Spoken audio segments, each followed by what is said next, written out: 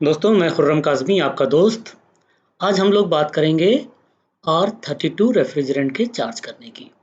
ये एक inverter air conditioner है और हम लोग इसमें R32 चार्ज करेंगे। काफ़ी लोगों के मैसेजेस आते हैं कि R32 में कुछ प्रॉब्लम है, हमसे चार्ज नहीं होगी, सेफ्टी के इश्यूज़ हैं या डर लगता है चार्ज करते हुए, हेड प्रेशर बहुत ज़्यादा है। दोस्तों, अगर हम लोग केयरफुली सिस्टमेटिक वे में प्रॉपर प्रोसेस से गैस चार्जिंग कर रहे हैं तो किसी तरह के डर की कोई बात ही नहीं है। और आप देखेंगे कि अगर हमने प्रोसेस को फॉलो किया है तो रेफ्रिजरेंट को पूरा मौका मिलेगा अपना काम करने का और हमारा एयर कंडीशनर बिल्कुल परफेक्टली वर्क करने वाला है। तो आइए हम लोग शुरू करते हैं, देखते हैं कि ये एसी हम लोगों ने पहले चेक किया था, किसी ने रिपोर्ट लगाई थी कि इसमें गैस लीकेज है, तो हम लोग इसको चला के देख रहे हैं और दोबारा से गैस लीकेज की जो जगह उन्होंने बताई थी वहाँ पे एक बार फिर से लीक टेस्ट करके हम लोग आगे बढ़ेंगे। तो आइए शुरू करते हैं। R32 का ये एयर कंडीशनर है और यहाँ पे आप मॉडल देख सकते हैं, GIC80 RINV मॉडल है ये। और रेफ्रिजरेंट इसमें 800 ग्राम चार्ज है। R32 800 ग्राम्स इसमें रेफ्रिजरेंट चार्ज है। तो हम लोग तौल के एकदम एक्यूरेट 800 ग्राम गैस चार्ज करेंगे। जैसा कि यहाँ पे बताया गया है कि इस वाले फ्लेयर नट से लीकेज है, लेकिन हम लोग ऐसे मान नहीं लेंगे, हम लोग खुद अपने आप से इसको एक बार चेक भी करेंगे कि ये वाकई में लीकेज कहाँ पे है। तो कल इसमें जो हमारा इंजीनियर आया था उसने 250 psi नाइट्रोजन का प्रेशर चार्ज किया था और ये देखने के लिए कि ये प्रेशर स्टैंड करता है कि नहीं करता है। तो यहाँ पे हम लोग अभी लीक को डिटेक्ट कर रहे हैं। सिंपल जो झाग से डिटेक्ट करने का तरीका होता है, तो आप देखेंगे यहाँ पे बहुत क्लियरली ये बबल्स आ रहे हैं। इस जगह पे आपको ये देखिए बबल्स दिख रहे हैं और इसी फ्लेयर से ये लीकेज है। तो अब हम लोग इसको रिपेयर करेंगे। रिपेयर करने के लिए हमने अभी ये फ्लेयर को ओपन कर लिया है, फ्लेयर को ऊपर खिसका दिया है और हम लोगों ने देखा कि यहाँ पे जो फ्लेयर बना है उसमें हल्का सा टेढ़ा है फ्लेयर और अंदर भी इसमें बावरी है। बाद में हम लोग देखेंगे अंदर की तरफ इसमें यहाँ पे प्रॉपरली इसको क्लीन नहीं किया गया है, जिसकी वजह से ये लीकेज आपको दिख रहा है यहाँ पे। तो हम लोग इसको कट करके और इसमें नया फ्लेयर बनाएंगे। उसके लिए हमारे पास प्रॉपर फ्लेयरिंग टूल और फ्लेयरिंग जॉ प्रॉपर वे में काम करना चाहिए। ये कटर से हम लोग इसको थोड़ा सा स्पेस दे के कट कर रहे हैं। कट करके क्लीन करके हम इसमें दूसरा फ्लेयर बनाएंगे ताकि जो लीकेज हुआ है उससे इसको महफूज रखा जा सके, बचाया जा सके। फ्यूचर में कभी लीकेज की प्रॉब्लम नहीं आना चाहिए। तो आप देख रहे हैं किस तरह से धीरे धीरे टाइट करके इस कटर से हम इसको कट कर रहे हैं। ये कट करके अलग हो गया। अब इसको भी हम लोग अंदर से क्लीन कर लेंगे। क्लीन करने के बाद ये हमारा फ्लेयरिंग टूल है। इस फ्लेयरिंग टूल में हम अच्छे से इसको फिट करके उतना ही पोर्शन हम इसका पाइप का बाहर रखते हैं जितना कि हमको फ्लेयर बनाने की ज़रूरत है। नॉर्मली आप नट के ऊपर देखेंगे तो वहाँ पे कर्व होता है। अगर यहाँ पे देखेंगे तो ये कर्व है। फ्लेयर पूरा इसी के ऊपर आके बैठता है। इस कर्व के ऊपर फ्लेयर जो है वो पूरा आके बैठता है। तो जो भी हम फ्लेयर बनाए साफ हो, सीधा हो, प्रॉपर वे में बनाए, जल्दी की ज़रूरत नहीं है और इतना हम पाइप को बाहर निकालें कि वो फ्लेयर बनने के बाद इस पर आके फिट बैठे। तो ये अभी फ्लेयर बना रहे हैं, इसको प्रॉपरली टाइट कर रहे हैं ताकि स्लिप ना करे। क्लीन कर रहे हैं फाइल से ताकि कोई बर ना हो, क्योंकि पिछले वाले में बर दिख रही थी। बर अगर अंदर दब जाएगी तो आपको हमेशा फ्लेयर अच्छी क्वालिटी का नहीं मिलने वाला। तो थोड़ा सा एक्स्ट्रा वक्त देके, थोड़ा सा एक्स्ट्रा टाइम देके हम लोग प्रॉपर वे में काम करते हैं।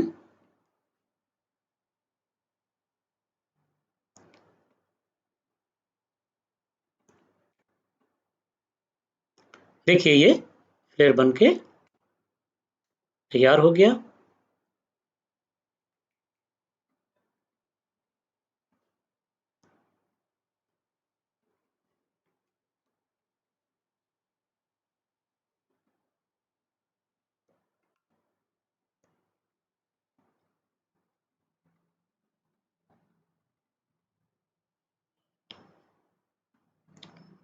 इसको सब तरफ से कायदे से क्लीन कर लेंगे। क्लीन करने के बाद अब ये हमारा फ्लेयर अच्छे से बन गया है। पाइप को बराबर करके इसको टाइट करेंगे।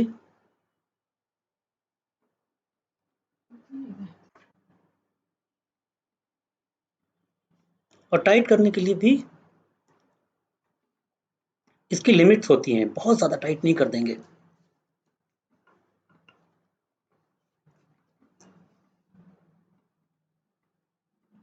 इसमें फिर हमने प्रेशर डाला है।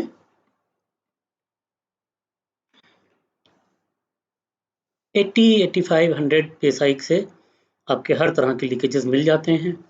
बहुत ज़्यादा प्रेशर डालने की ज़रूरत नहीं है। फिर एक बार ये देखिए लीक टेस्ट कर रहे हैं, और जो बबल्स आ रहे थे पूरी तरह से ख़त्म हो चुके हैं।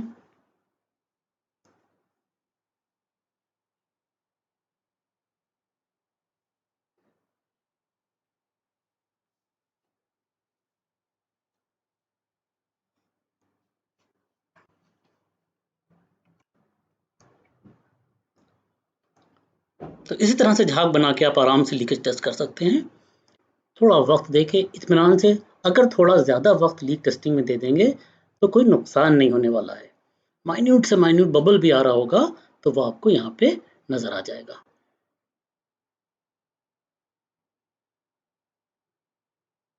बहुत अच्छे से लीकेज चेक किया। अब नेक्स्ट स्टेप होगा इसको प्रॉपर वे में वैक्यूम करने का। देखिए करीब 120 psi के आसपास, 118, 120 psi के आसपास इसमें प्रेशर डाला गया है। ये वैक्यूम पंप हमारा है। वैक्यूम पंप से हम लोग प्रॉपर वे में इसको वैक्यूम करेंगे। लेकिन उससे पहले नाइट्रोजन का प्रेशर ज़रूर निकाल देंगे। अदरवाइज अगर नाइट्रोजन का प्रेशर हमारे वैक्यूम पंप में जाएगा तो फिर नुकसान होने वाला है। वैक्यूम पंप हमारा ख़राब हो सकता है। अब ये मशीन वैक्यूम हो रही है। टाइम का कोई इसमें हम लोग नहीं रखते हैं कि 15 मिनट या 20 मिनट या आधा घंटा वैक्यूम करेंगे। हाँ, जब ये हमारी सुई वैक्यूम बताने लगेगी, जब हमारा ये मीटर वैक्यूम बताने लगेगा, तो हम मानेंगे कि वैक्यूम प्रॉपरली हो गया है। तो धीरे-धीरे हम लोग इंडोर आउटडोर दोनों का वैक्यूम कर रहे हैं। पूरा रेफ्रिजरेंट इसमें से लीक कर गया था। ये देखिए वो फ्लेयर हम लोगों ने जो काटा है, ये कॉर्नर से उभरा हुआ है। इसकी वजह से ये पूरा नट के ऊपर वहाँ प्रॉपर बैठ नहीं पाया। जो इसका फ्लेयरिंग का स्पेस था वहाँ पे ये प्रॉपर बैठ नहीं पाया, और ये वैक्यूम हमारा हो गया है। आप 30 के आसपास सुई को देख रहे हैं। और अब ये मशीन जो है वो गैस चार्जिंग के लिए रेडी है। अब हम इसमें गैस चार्जिंग को वे करके गैस चार्ज करेंगे। इस पाइप को भी पर्ज कर लेंगे ताकि एयर ज़रा सी भी अंदर इंटर ना हो। अच्छा रहता है कि इसको पाइप को भी हम वैक्यूम कर लें, लेकिन यहाँ पे पाइप को हमने थोड़ा सा पर्ज किया है ताकि हमारे सिस्टम में बिल्कुल भी एयर नहीं जाए। ये हमारा वेइंग स्केल है, और सिंपल से वेइंग स्केल मार्केट में अवेलेबल है। सिलेंडर को हमने टांग दिया है, और अब हम यहाँ से रेफ्रिजरेंट इसमें तोल के चार्ज करेंगे। अब देखिए R32 में बैक प्रेशर का कोई अंदाज़ा नहीं लगाया जा सकता। 110 ग्राम जा चुकी है, धीरे धीरे ये 95 ग्राम्स गई है, 100 ग्राम। थोड़ा रुक के इत्मीनान से देख के ही चार्ज करेंगे कि ताकि एक्यूरेसी बनी रहे। अगर ये हिलता है तो 5-7 ग्राम का वेरिएशन आ जाता है। 760 ग्राम इसमें जा चुकी है और ये 800 ग्राम रेफ्रिजरेंट पूरा इसमें चार्ज हो गया है। आहिस्ता आहिस्ता इत्मीनान से गैस चार्जिंग करिए और अब इसको हम स्टार्ट करके देखेंगे। 3.2 एम्पेयर ले रहा है, 1.8 एम्पेयर से स्टार्ट हुआ था। एकदम एक्यूरेट तोल के गैस हम लोगों ने चार्ज की है। बैक प्रेशर देखिए 150 बता रहा है। और दोस्तों बैक प्रेशर को हम लोग इतना ध्यान नहीं देंगे क्योंकि बैक प्रेशर में बहुत वेरिएशन आते हैं और ख़ास तौर से ये इन्वर्टर एयर कंडीशनर है, तो यहाँ पे जब कंप्रेसर की स्पीड ज़्यादा होगी तो बैक प्रेशर कम दिखाएगा, जब कंप्रेसर की स्पीड कम होगी तो बैक प्रेशर ज़्यादा दिखाएगा।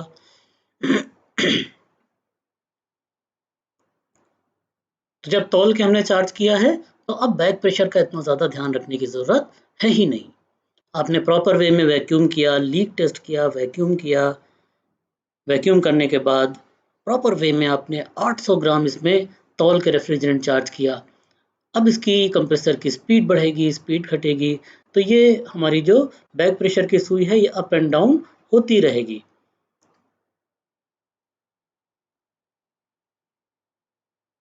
क्लोज करने से पहले एक बार फिर हम लोग इसका लीकेज चेक करेंगे। ये मशीन प्रॉपर वे में चार्ज हो चुकी है, बढ़िया से इसमें रिटर्न आ गई है। एक बार फिर से हम लीकेज चेक करेंगे और बेटर ये है कि दोनों वाल्व का लीकेज चेक कर लीजिए। दूसरा वाल्व भी चेक करेंगे कि कहीं से कोई डाउट अब रहना नहीं चाहिए।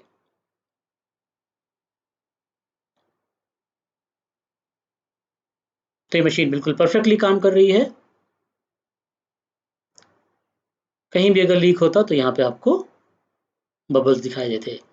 ये मशीन हम लोगों ने स्टार्ट कर दी है और एकदम परफेक्ट इसमें कूलिंग इफेक्ट आ रहा है, रिटर्न बढ़िया आ रही है, बैक प्रेशर मेंटेन्ड है, जबकि बैक प्रेशर को हम लोग कैलकुलेशन में नहीं लेंगे।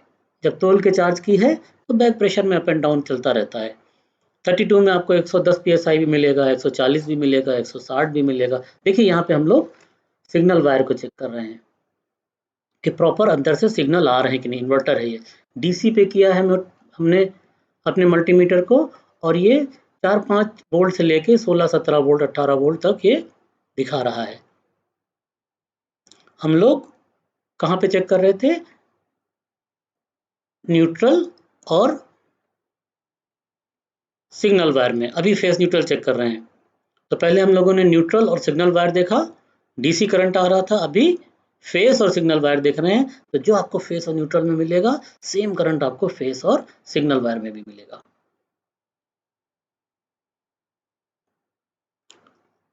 तो अगर हम न्यूट्रल और सिग्नल वायर में देखेंगे तो डीसी करंट मिलेगा, न्यूट्रल और सिग्नल वायर में डीसी करंट मिलेगा। 209 वोल्ट दिखा रहा है यहाँ पे एसी करंट। फेस और न्यूट्रल में जो करंट मिलेगा वही फेस और सिग्नल वायर में मिलेगा। लेकिन अगर आप सिग्नल वायर को चेक करेंगे न्यूट्रल के साथ में तो आपको डीसी करंट मिलेगा। तो दोस्तों इस तरह से हम लोगों ने एक ये रेफ्रिजरेंट चार्ज किया है। मशीन बिल्कुल परफेक्टली चल रही है। आप लोग भी केयरफुली इस रेफ्रिजरेंट को चार्ज करें और ध्यान रखें कि हमें कुछ चीज़ें तो ज़रूर करना है। पहली चीज़, जो कोई भी चेक करके गया है, जब हम जाएंगे तो हम अपनी तरफ से एक बार फिर चेक करके देखेंगे, टेस्ट करके देखेंगे। उसके बाद जो डिफेक्ट मिलता है उसको ठीक करेंगे। उसके बाद फिर हम दोबारा से हमने रेफ्रिजरेंट इसमें नाइट्रोजन चार्ज करके प्रेशर डाल के इसका लीकेज चेक किया। जब कंफर्म हो गया कि लीकेज नहीं है तो वैक्यूम किया। वैक्यूम करने के बाद वेट करके तोल के हमने 800 ग्राम गैस इसमें चार्ज करी। 800 ग्राम गैस में अब हमारा यूनिट जो है, हमारा एयर कंडीशनर जो है वो परफेक्टली काम कर रहा है। तो दोस्तों ऐसा अच्छा काम कीजिएगा। और लास्ट में हम लोगों ने सिग्नल वायर और फेस न्यूट्रल के बीच का वोल्टेज भी देखा। फेस और न्यूट्रल में 209, 205, 208 वोल्ट आ रहा था।